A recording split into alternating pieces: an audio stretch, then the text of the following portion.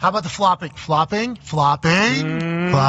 Big conversation, Mr. Commissioner. So, yeah, it's been a conversation. I would only say that there's a difference between selling a call, exaggeration, and a true flop, which is where you're actually fooling the referees. I think sometimes, even as I sit in the stands at games, players may be falling down, players may be reacting to a call, but then to me, if they're not fooling the referees, it's like, okay, that's like the players are taught to sell calls these days. I mean, can officiating get bad?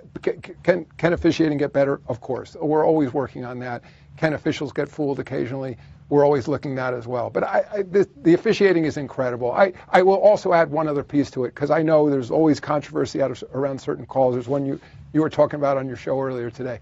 And I think in terms of replay, I think we're going to get to the point fairly quickly where, for example, out of bounds, the very play that you were talking about. Chet Holmgren's foot, it's a big deal. Yeah. And I think where, just like, if you're a tennis fan and they have what they call Hawkeye, and it's like the animation, and you quickly see, where the line was and the oohs and ahs of the crowd, it touched the line or it was out of bounds.